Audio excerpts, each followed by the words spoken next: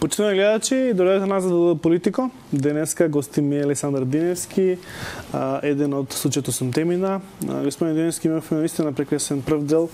Откривме некои нови работи за сигурно за нашата јавност. Одиме со понатаму со случајот. Како одеа понатаму настаните? Како прво, сите вие 8 темина што сте веќе имавте тајни состаноци меѓу себе, си имавте договорено дека ќе настапите синхронизирано. Стимавте договорено дека нема да се предадете еден со друг, нели веќе се ставате главата од торба, нели тука веќе затвори се питање и по некои по-незгодни ситуации, нели? Целиот концепт беше осмислен прво од нас, 4-5 души. Значи, случајот осумината е второто полувреме, реков. Слободан Бугаевски, Павле Трајанов, јас, Гроздан Цветковски и Дијана Тавчиевска. Она не беше, не стана дел од осумината, меѓутоа исто како да беше. И првичната реакција беше... Сте имали жена со муда? Не, имаше и повеќе. После сите ни се приклучија. Мислам да не... Значи, и ден денес им одавам честитка на храброста на сите тие тогашни припадници, од чистачките, полицајците, инспекторите, до високите функционери кои ни ја дадоа поддршката. Првата реакција беше во февруари и почна од кај мене. И тоа се уште ние тоа дискутираме во ракавици, се уште на ниво и така натаму. И на иста линија бе уште 3 до 4 партиски организации во МВР. Меѓутоа се случи штрајкот во Трепча, она со рударите кога се симнаа доле не излегува, месеци нешто траеше и ние закочивме, бидејќи постоеше опасност да не обвина сега дестабилизирате и Македонија. Цела Југославија се дестабилизира со тој штрајк. Па Тупурковски нели одеше ги извлече. Април месец повторно се создадоа услови да ние повторно стартуваме. И последниот договор беше меѓу мене, Павле, Слободан и Дијана Тавчиевска. Тоа беше негде април, 24 април. И Слободан требаше да ја направи завршната информација за целокупната расправа во МВР и со неја да се стартува за расчистување на внатрешните деформации. Тоа беа за доделбата на станови, злоупотреби приватни и за монтираните процеси. Монтирани политички, тога се случија неколку монтирани политички процеси каде што страдаа врвни бизнис стопанственици. Заради лични пресметки во партијата. И постојано се соочувавме со такви се повеќе се соочувавме. Ние како правници не можевме да си погазиме на дипломата и да кажеме дека се виновни. За жал, нели. Се беше под контрола на партијата, судите ги судеа по налог на ЦЕК, на партија.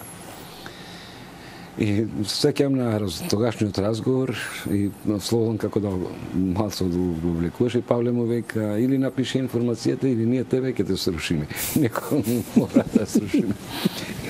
Доја бети дека во понеделник ќе биде кај мене на маса и ја направи. Ја направи, ја отчукав и ја поделив на председателството. Свикуваме председателство во среда, 28 април. Еден примерок му дадов на Гроздан Цветковски. Гроздан не беше член на председателството тогаш. За кое председателство збориме сега? На партијата. Се иде Каде на партијата? Во МВР. Во МВР. Добро. И еден примерок отиде и во Млад Борец. Млад Борец као објави, уште не усвоена. И кога свикавме тоа председателство, како се случи експлозија. Што беше запишано во тој извештај? Во тој извештај беа потенцирани сите тие слабости и беше потенциран Вевчанскиот случај. Вевчанскиот случај ние мораше отворено да признаеме, собравме с храброст, тие негира, Вевчанци се бунија, доаѓаа пред влада, пред ЦК, и тие го правдаа тоа, беше ангажирана и посебната и специјалната единица. Посебната единица не можеше, беше и специјалната и посебната беа ангажирани спротивно на законот. Затоа што требаше да постои прогласување на вонредна состојба, на загрозена безбедност, за да бидат ангажирани. Значи, не можеше да му текне било кој, ајде, праќај специјалци таму. Они се правда дека специјалците биле на вежба и дека случајно се затекнале таму, па кога вевчанските жени се побунија, те интервенирале. Пресметката беше со жени, значи, тоа беше летен период. Со жени? Да, 7 август. Беше, мажите беа сите на печалба. Во Словенија, во Хрватска, 90% жени беа. Да, вевчанци беа, ние бевме воодушевени од нивната храброст. Мислам, имаше и мажи, меѓутоа 90% беа жените. Требаше водата да им се одземи по наредба на Јаков Лазаровски да се однеси во Еленкамен, тамо во вилите на функционерите. Но нели е сепак од еден аспект Вевчани и меѓунационален раздор каде што македонците христијани не дава вода на македонците муслимани. Точно, не, тоа беше неуспешен обид да се оправда операцијата. Бидејќи водоводот што беше трасиран, ние дадовме до податоци, дека преку Октис се заминуваше за Еленкамен, нема врска, Октишани немаше ни капка вода да видат. Целата операција беше на Вевчанци да се уништи Вевчани. Да им се земе водата и да се однесе на Еленкамен. Целата тоа... А кои луѓе има вили на Еленкамен? Сите функционери, не знам точно кои, меѓутоа... Колку вили збориме тука, за 100? Па не знам точно колку. Се навистина не беше тоа битно, меѓутоа Лазар Кулишевски го мразеше Вевчани.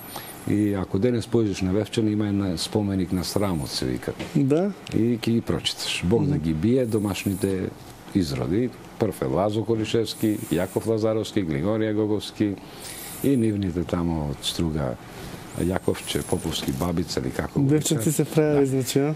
И тоа ние не можевме да го проголтаме ни како луѓе и како професионалци.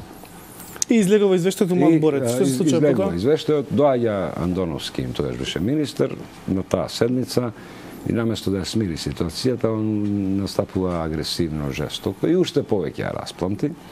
И од тој момент почнуваат битките по партии. Пробаа да не срушат мене, например, ја идам после, беше 1 мај, настана пауза, се плашев тогаш да не го апсат. Научивме ние дека наша најголема заштита е јавност. Ако излеземе во јавност дека не ни можат ништо. И излезе во Млад Борец дека е усвоена таква информација и излезе во борба. Тоа ми беше практично спас. Првиот состанок што го закажав и бев шокиран, морам да признам. Доаѓам во 3:30-4, нели, отидов до дома, па се вратив од работа. Затекнувам 5 припадници од влада и од партија, начело со Тито Беличанец. Каде? На состанокот. Представник од градски комитет, представник од општински комитет, од влада тројца министри, министерот за правда Михајло Маневски, Тито Беличанец и министерот за одбрана, му го заборавив име. Морам да признам, имав трема. 5 часа слушавме напади спрема мене и Слободен за информацијата. 5 часа. За да луѓето кои што беа со нас, иако беа жени, настапија машки, па им одржаа неколку лекции. На крај настапивме и Слободан и се виде дека ја имаме поддршката. За тие 15 дена беа падна министерот, заменик министерот и 17 други именувани и избрани функционери. Единствен кој што не успеа... Кој ги смени нив? Партијата мораше да ги смени, па се беше по партиска линија. Тие критики што ги изнесовме беа страшни, жестоки. И единствен кој што не успеавме да го смениме беше шефот на ДБК. Не знам, тоаш подсекретари се вика, Аврам Куковски, лична заштита од Кулишевски. И сега, во тој случај, во тие моменти, кога ова сето се дешава, излегува една слика со 8 утепани диви свињи.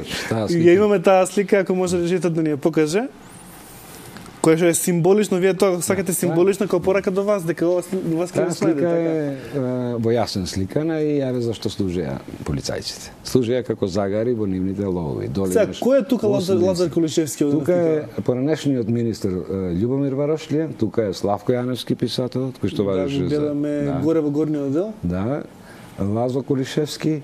Каде е Лазо Кулишевски? Лазо Кулишевски е... Не можам оттук хубаво да видам. Во средина. Седи или стои? Стои. Одма до Славко Јаневски? Да, тука е Јан Дормовски, подоснежниот министер што беше. Да, одма до Славко. Тој со белата коса, тој е Лазар Кулишевски? Да, тоа е. Тука се и некои уметници, тука се заборавив точно кои се беа. Не, тој со шубарата, мислам дека е Лазо.